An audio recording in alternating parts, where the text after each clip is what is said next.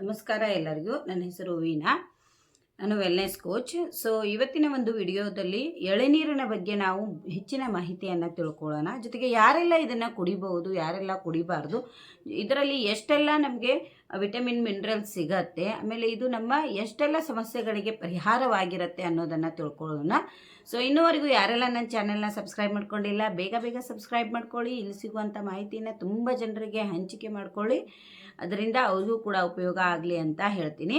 So common ಆಗಿ ನಾವು ನೋಡ್ತೀವಿ ಎಳ್ನೀರು ನಮಗೆ ಎಲ್ಲೇ ಹೋದ್ರೂ ಹೊರಗಡೆ ಔಟ್ಸೈಡ್ ಒಂದು ಲಾಂಗ್ ಜರ್ನಿ ಅಂತ ಹೋದಾಗ ನಮಗೆ ಎಳ್ನೀರು ಕಾಮನ್ ಆಗಿ ಸಿಗತ್ತೆ. ಅದು ಒಂದು ಸಲೈನ್ ರೀತಿನೇ ಅಂತ ನಾವು ಟ್ರೀಟ್ ಮಾಡ್ತಾ ಇರ್ತೀವಿ. ಒಂದು ಎಳ್ನೀರು ಕುಡಿದ್ರೆ ಸಾಕು, ನಮಗೆ ಒಂದು ಸಲೈನ್, ಒಂದು ಡ್ರಿಪ್ಸ್ ಹಾಕಿದ ಫೀಲ್ ಇರುತ್ತೆ, ಅಷ್ಟು ಎನರ್ಜೆಟಿಕ್ ಆಗಿರುತ್ತೆ ಅನ್ನೋದನ್ನು ನಾವು ಅಂತೀವಿ. ಸೊ ಯಾಕಿಷ್ಟು ಎಳ್ನೀರು ಪಾಪ್ಯುಲರ್ ಆಗಿದೆ ಅನ್ನೋದಕ್ಕೆ ಮೇನ್ ಕಾರಣ ಅಂದರೆ ಅದರಲ್ಲಿರುವಂತಹ ವಿಟಮಿನ್ ಮಿನರಲ್ಸ್, ಜೊತೆಗೆ ಅದರಿಂದ ನಮಗೆ ಸಿಗುವಂಥ ಎಲೆಕ್ಟ್ರೋಲೈಟ್ಸ್ಲಿಂದ ಇದು ಎಳ್ನೀರು ತುಂಬ ಫೇಮಸ್ ಆಗಿದೆ. ಸೊ ಏನೆಲ್ಲ ಇದೆ ಇದರಲ್ಲಿ ಅಂತ ನೋಡೋದಾದರೆ, ಮುಖ್ಯವಾಗಿ ಇದರಲ್ಲಿ ಜಾಸ್ತಿ ಪ್ರಮಾಣದಲ್ಲಿ ಪೊಟ್ಯಾಷಿಯಮ್ ಇದೆ, ಮ್ಯಾಗ್ನೀಸಿಯಮ್ ಇದೆ, ಜೊತೆಗೆ ಕ್ಯಾಲ್ಸಿಯಮ್ಮು, ಜಿಂಕು ಇದು ಹೆಚ್ಚಿನ ಪ್ರಮಾಣದಲ್ಲಿದೆ. ಇನ್ನು ಪ್ರೋಟೀನ್ ಪ್ರಮಾಣ ತುಂಬ ಕಡಿಮೆ ಸಿಕ್ಕರೂ ಕೂಡ ನಮಗೆ ಎಷ್ಟು ಬೇಕೋ ಅಷ್ಟು ಎಳ್ನೀರಲ್ಲಿ ಸಿಗುತ್ತೆ. ಕಾಮನ್ ಆಗಿ ನಾವು ನೋಡೋದಾದರೆ ಎಳ್ನೀರಿನ ಸೈಜು ಹೆಚ್ಚು ಕಡಿಮೆ ಇರುತ್ತೆ, ಜೊತೆಗೆ ಆ ಒಂದು ಕಾಯಿಯಲ್ಲಿ ಬರುವಂಥ ನೀರು ಕೂಡ ಹೆಚ್ಚು ಕಡಿಮೆ ಇರುತ್ತೆ. ಒಂದೇ ಕಾಯಿಯಲ್ಲಿ ನಮಗೆ 100 ml ಬಂದರೆ ಇನ್ನೊಂದು ಕಾಯಿಯಲ್ಲಿ ಅರ್ಧ ಲೀಟ್ರ್ ಕೂಡ ಬರುತ್ತೆ. ಸೊ ಅದರಿಂದ ಒಂದು 100 ml ಅಲ್ಲಿ ನಮಗೆ ಎಷ್ಟೆಲ್ಲ ಒಂದು ನ್ಯೂಟ್ರಿಯೆಂಟ್ಸ್ ಸಿಗುತ್ತೆ ಅಂತ ನೋಡೋದಾದರೆ, ಪೊಟ್ಯಾಷಿಯಮ್ ನಮಗೆ 30ರಿಂದ 50 ಮಿಲಿಗ್ರಾಮ್ ಸಿಗುತ್ತೆ, ಜೊತೆಗೆ ಕ್ಯಾಲ್ಸಿಯಂ ಕೂಡ 20ರಿಂದ 30 ಮಿಲಿಗ್ರಾಮ್ ಸಿಗುತ್ತೆ. ಇನ್ನು ಜಿಂಕ್ ಲೆವೆಲ್ ಕೂಡ ನಮಗೆ ಅದರಲ್ಲಿ 10ರಿಂದ 15 ಮಿಲಿಗ್ರಾಮ್ ಅಷ್ಟಿರುತ್ತೆ. ಇನ್ನು ನಮಗೆ ಇದು ಪ್ರೋಟೀನ್ ಅಂತ ಬಂದಾಗ 0.2 to 0.5 ಮಿಲಿಗ್ರಾಮ್ ಅಷ್ಟು ನಮಗೆ ಒಂದು ಎಳ್ನೀರಲ್ಲಿ ಸಿಗುತ್ತೆ. ಸೊ ಈ ರೀತಿಯಾಗಿ ಒಂದು 100 ml ಅಷ್ಟು ಎಳ್ನೀರಲ್ಲಿ ನಾವು ಕೌಂಟ್ ಮಾಡಿದಾಗ ಇಷ್ಟೆಲ್ಲ ಸಿಗುವಂಥದ್ದನ್ನ ನಾವು ನೋಡ್ಬೋದು. ಮುಖ್ಯವಾಗಿ ನಾವು ಡಿಹೈಡ್ರೇಷನ್ ಆದಾಗ, ಅಥವಾ ನಮ್ಮ ಒಂದು ದೇಹದಲ್ಲಿ ನಿಶಕ್ತಿ ಉಂಟಾದಾಗ, ಅಥವಾ ಕಡಿಮೆ ಶಕ್ತಿ ವೀಕ್ನೆಸ್ ಉಂಟಾದಾಗ ಮುಖ್ಯವಾಗಿ ಎಲ್ಲರೂ ಏನಂತಾರೆ, ಒಂದು ಎಳ್ನೀರು ಕುಡೀರಿ, ನಿಮಗೆ ಎಲ್ಲ ಒಂದು ಎನರ್ಜಿ ರಿಟೇನ್ ಆಗತ್ತೆ ಅಂತ ಹೇಳ್ತಾರೆ. ಸೊ ಯಾಕೆ ಎಳ್ನೀರನ್ನೇ ಕುಡೀರಿ ಅಂತ ಹೇಳ್ತಾರೆ ಅನ್ನೋದಕ್ಕೆ ಅದರಲ್ಲಿರುವಂತಹ ಎಲೆಕ್ಟ್ರೋಲೈಟ್ಸ್ಗಳೇ ಕಾರಣ. ಈ ಏನು ಮಿನರಲ್ಸ್ ಇದಾವಲ್ಲ, ಕ್ಯಾಲ್ಸಿಯಮ್ಮು, ಪೊಟ್ಯಾಷಿಯಮ್ಮು, ಜೊತೆಗೆ ಜಿಂಕ್ ಆಗಿರ್ಬೋದು, ಆಮೇಲೆ ಇವೆಲ್ಲ ಏನಿದಾವಲ್ಲ, ಎನರ್ಜಿ ಇಮಿಡಿಯೇಟಾಗಿ ಎನರ್ಜಿ ಕೊಡುತ್ತೆ ನಮಗೆ.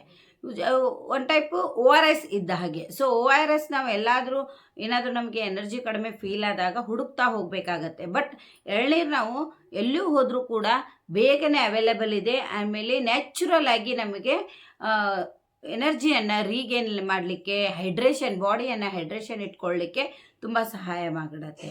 ಯಾರಿಗೆ ಆದರೂ ಡಿಹೈಡ್ರೇಷನ್ ಬಾಡಿ ಆದಾಗ ಮೊದಲಿಗೆ ಅವರಿಗೆ ಪ್ರಿಫರ್ ಮಾಡೋದೇ ಎಳ್ನೀರನ್ನು ಕುಡೀರಿ ಅಂತ. ಯಾವುದೇ ಡಾಕ್ಟರ್ ಇರ್ಬೋದು ಅಥವಾ ಮನೆಯಲ್ಲಿರುವಂಥ ಹಿರಿಯರು ಇರ್ಬೋದು, ನೀವು ಎಳ್ನೀರು ಕುಡೀರಿ, ಬೇಗ ನಿಮಗೆ ಡಿಹೈಡ್ರೇಷನ್ ಕಡಿಮೆ ಆಗುತ್ತೆ, ಜೊತೆಗೆ ಹೆಲ್ತ್ ಕೂಡ ತುಂಬ ಚೆನ್ನಾಗಿರುತ್ತೆ ಅನ್ನೋದನ್ನು ಹೇಳಿರ್ತಾರೆ. ಸೊ ಇದು ಮೊದಲನೇ ನಮಗೆ ಬೆನಿಫಿಟ್ ಆದರೆ, ಇನ್ನು ಎರಡನೇ ಬೆನಿಫಿಟ್ ಏನಿದೆ ಅನ್ನೋದನ್ನು ನೋಡೋಣ. ಸೊ ಯಾರಿಗೆಲ್ಲ ಕಾರ್ಡಿಯಾಕ್ ಸಮಸ್ಯೆ ಇದೆ, ಅದರಲ್ಲೂ ಹಾರ್ಟ್ ಹೆಲ್ತನ್ನು ತುಂಬ ಚೆನ್ನಾಗಿ ಇಟ್ಕೊಳ್ಳಿಕ್ಕೆ ಇಷ್ಟಪಡ್ತಾರೆ, ಅವರು ಡೈಲಿ ಒಂದು ಎಳ್ನೀರು ಕನ್ಸಂಪ್ಷನ್ ಮಾಡೋದು ತುಂಬ ಒಳ್ಳೆಯದು. ಯಾರೆಲ್ಲ ಡೈಲಿ ಒಂದು ಎಳ್ನೀರು ಕನ್ಸಂಪ್ಷನ್ ಮಾಡ್ತಿರ್ತಾರೆ, ಈ ಹಾರ್ಟಿಗೆ ಸಂಬಂಧಪಟ್ಟಂಥ ಸಮಸ್ಯೆ ಇರೋರು, ಅವ್ರದ್ದು BP ಕೂಡ ನಾರ್ಮಲ್ ಆಗಿರುತ್ತೆ. ಜೊತೆಗೆ BP ನಾರ್ಮಲ್ ಇಡೋಕ್ಕೆ ಈ ಎಳ್ನೀರು ತುಂಬ ಸಹಾಯ ಮಾಡುತ್ತೆ. ಯಾಕಂದರೆ ಇದರಲ್ಲಿ ಹೆಚ್ಚಿನ ಪ್ರಮಾಣದಲ್ಲಿ ಪೊಟ್ಯಾಷಿಯಮ್ ಇದೆ ಅಂತ ಹೇಳಿದ್ವಿ. ಪೊಟ್ಯಾಷಿಯಮ್ ಏನು ಡಯಾರಿಟಿಕ್ ಆಗಿರೋದ್ರಿಂದ ನಮ್ಮ ಒಂದು BPಯನ್ನು ಕಂಟ್ರೋಲ್ ಮಾಡಲಿಕ್ಕೆ ಅದು ಸಹಾಯ ಮಾಡುತ್ತೆ. ಅದ್ರ ಜೊತೆಗೆ ಕೆಲವೊಂದು ಕಾಂಪ್ಲಿಕೇಶನ್ಸ್ ಇರುತ್ತೆ. ಆ BP ಕಾಂಪ್ಲಿಕೇಶನ್ಸ್ ಇರೋರು ಎಳ್ನೀರನ್ನ ಸ್ವಲ್ಪ ಅವಾಯ್ಡ್ ಮಾಡಬೇಕಾಗತ್ತೆ. ಅದನ್ನು ನಿಮಗೆ ವಿಡಿಯೋದ ಕೊನೆಯದರಲ್ಲಿ ಹೇಳ್ಕೊಡ್ತೀನಿ, ಯಾರೆಲ್ಲ ಈ ಒಂದು ಎಳ್ನೀರನ್ನ ಅವಾಯ್ಡ್ ಮಾಡಬೇಕು ಅಂತ. ಇನ್ನು ಯಾರೆಲ್ಲ ಈ ಒಂದು ಎಳ್ನೀರನ್ನ ತಗೋತಿರ್ತಾರೆ, ಅವ್ರದ್ದು ಹಾರ್ಟ್ ಹೆಲ್ತ್ ತುಂಬ ಚೆನ್ನಾಗಿರುತ್ತೆ, ಜೊತೆಗೆ BP ಕೂಡ ಕಂಟ್ರೋಲಲ್ಲಿರುತ್ತೆ. ಅದ್ರ ಜೊತೆಗೆ ಯಾರು ಮೆಡಿಕೇಷನಲ್ಲಿ ಇರ್ತಾರೆ, ಆ ಮೆಡಿಕೇಷನ್ ಕೂಡ ಸ್ಕಿಪ್ ಆಗುವಂತಹ ಚಾನ್ಸಸ್ ಇರುತ್ತೆ. ಸೊ ಏನು ಕಾರಣ ಇದಕ್ಕೆ ಅಂದರೆ, ಇದರಲ್ಲಿ ಹೈ ಲೆವೆಲಲ್ಲಿ ಇರುವಂತಹ ಎಲೆಕ್ಟ್ರೋಲೈಟ್ಸೇ ಕಾರಣ. ಯಾಕಂದರೆ ಬೇಗನೆ ನಮ್ಮ ಬಾಡಿಗೆ ಎನರ್ಜಿಯನ್ನು ನೀಡುತ್ತೆ, ಜೊತೆಗೆ ಒಂದು ಬ್ಲಡ್ಡನ್ನು ಪ್ಯೂರಿಫೈ ಮಾಡಲಿಕ್ಕೆ ಅದು ಸಹಾಯ ಮಾಡುತ್ತೆ. ಆದ್ದರಿಂದ ಈ ಒಂದು ನಮಗೆ ಎಳ್ನೀರು ತುಂಬ ಸಹಾಯ ಮಾಡುತ್ತೆ. ಇನ್ನು ನೆಕ್ಸ್ಟ್ ಬಂದುಬಿಟ್ಟು ಡಯಾಬಿಟಿಸ್. ಡಯಾಬಿಟಿಸ್ ಇದ್ದವ್ರಿಗೆ ಕಾಮನ್ ಆಗಿ ಜನರಲ್ ಆಗಿ ಮಾತಾಡ್ಕೊಳ್ಳೋದು ಎಳ್ನೀರು ಕುಡಿದ್ರೆ ನಮಗೆ ಶುಗರ್ ಜಾಸ್ತಿ ಆಗತ್ತೆ ಅಂತ. ಹೌದು, ಇದರಲ್ಲಿ ನ್ಯಾಚುರಲಿ ಶುಗರ್ ಕಂಟೆಂಟನ್ನು ನಾವು ನೋಡ್ತೀವಿ, ಇಲ್ಲಂತಲ್ಲ. ಬಟ್ ಹೆವಿಲಿ ತೊಗೊಂಡಾಗ ಅಂದರೆ ಒಂದಿನಕ್ಕೆ 3-4 ಎಳ್ನೀರು ಕುಡಿದಾಗ ನಿಮ್ಮ ಶುಗರ್ ಹೈ ಆಗೋ ಚಾನ್ಸಸ್ ಇದೆ. ನೀವು ಆಲ್ಟರ್ನೇಟ್ ಡೇಸಲ್ಲಿ ಎಳ್ನೀರನ್ನು ಕುಡಿಬೋದು. ಜೊತೆಗೆ ಯಾರಿಗೆಲ್ಲ ಎಳ್ನೀರು ಸ್ಯಾಟಿಸ್ಫೈಡ್ ಅನ್ನಿಸ್ತಾ ಇದೆ ಡಯಾಬಿಟಿಸ್ ಇರೋರಿಗೆ, ಅವರು ಡೈಲಿ ಕೂಡ ಒಂದು ಎಳ್ನೀರನ್ನು ತಗೋಬಹುದು. ಯಾವುದೇ ಆಗಲಿ ಅತಿ ಆದರೂ ಕೂಡ ವಿಷ ಆಗತ್ತೆ ಅನ್ನೋದು ಆಲ್ರೆಡಿ ಗೊತ್ತೇ ಇದೆ.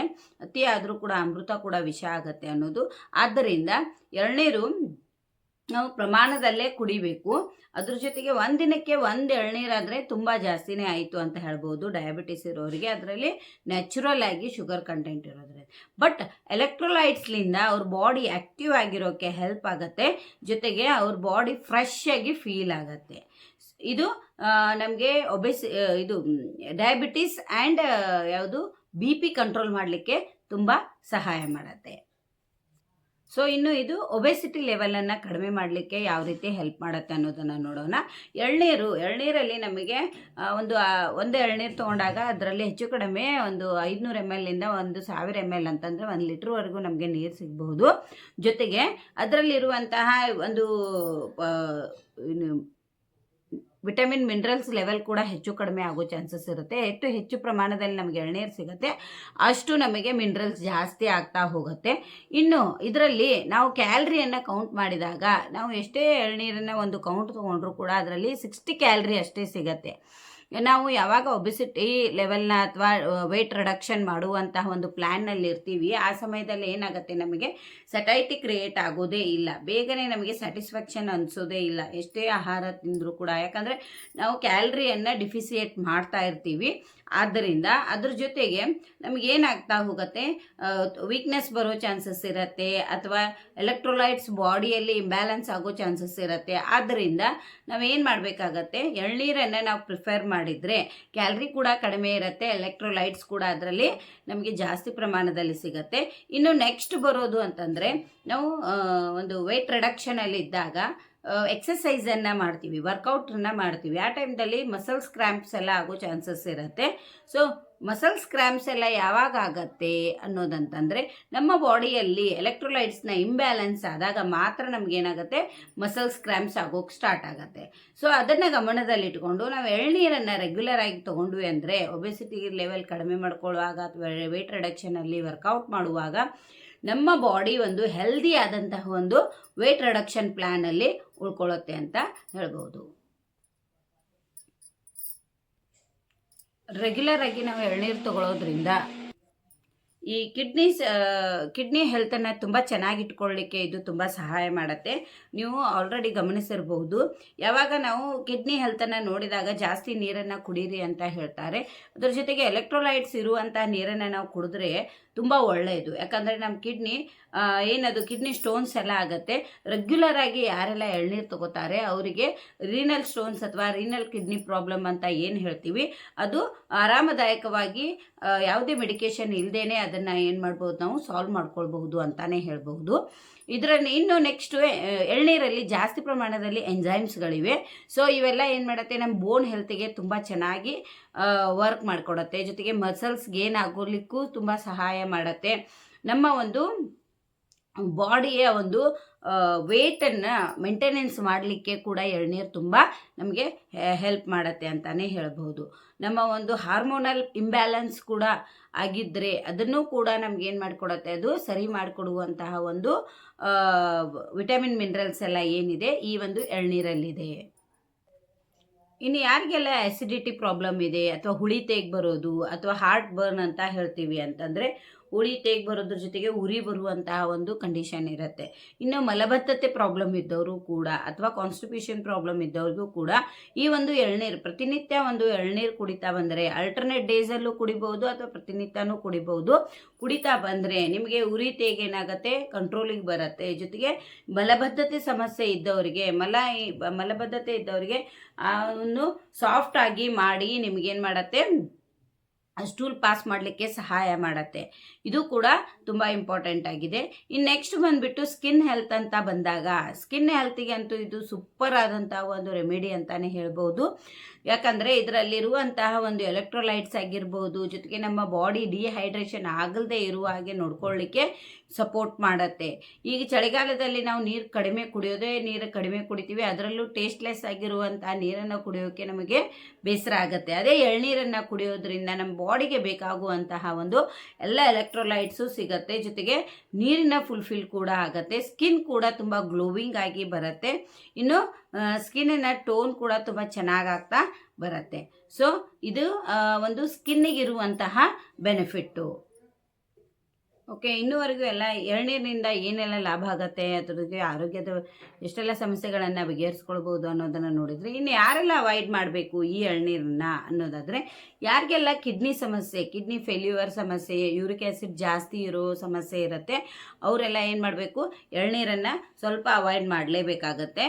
ಇನ್ನು ನೆಕ್ಸ್ಟ್ ಬಂದುಬಿಟ್ಟು ಕಿಡ್ನಿ ಸ್ಟೋನ್ಸ್ ಇರೋರಿಗೆ ಇದು ತುಂಬ ಸಹಾಯ ಮಾಡುತ್ತೆ ಫ್ಲಶ್ ಔಟ್ ಮಾಡಲಿಕ್ಕೆ ಕಿಡ್ನಿ ಸ್ಟೋನ್ಸನ್ನು.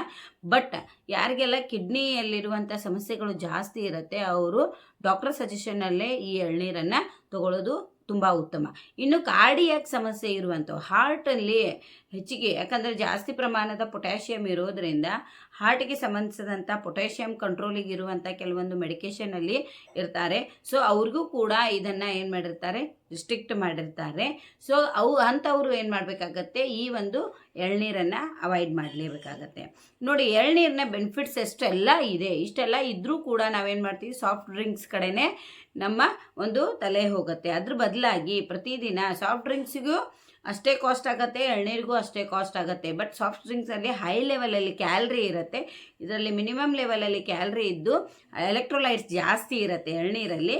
ಸೊ ಆದ್ದರಿಂದ ಆದಷ್ಟು ಏನು ನಿಮ್ಮ ಹೆಲ್ತನ್ನು ತುಂಬ ಚೆನ್ನಾಗಿಟ್ಕೊಳ್ಳಿಕ್ಕೆ ಎಳ್ನೀರನ್ನು ಅಲ್ಟರ್ನೇಟ್ ಡೇಸಲ್ಲಾದರೂ ನೀವು ತಗೊಳ್ತಾ ಬನ್ನಿ ಅಂತ ಹೇಳ್ತೀನಿ. ಸೊ ಇನ್ನೂವರೆಗೂ ಯಾರೆಲ್ಲ ನನ್ನ ಚಾನಲ್ನ ಸಬ್ಸ್ಕ್ರೈಬ್ ಮಾಡ್ಕೊಂಡಿಲ್ಲ, ಬೇಗ ಸಬ್ಸ್ಕ್ರೈಬ್ ಮಾಡ್ಕೊಳ್ಳಿ. ಜೊತೆಗೆ ತುಂಬ ಜನರಿಗೆ ಈ ಚಾನಲ್ನ ಶೇರ್ ಮಾಡಿ, ಇಲ್ಲಿರುವಂಥ ಮಾಹಿತಿಯನ್ನು ಶೇರ್ ಮಾಡಿ ಅಂತ ಹೇಳ್ತೀನಿ.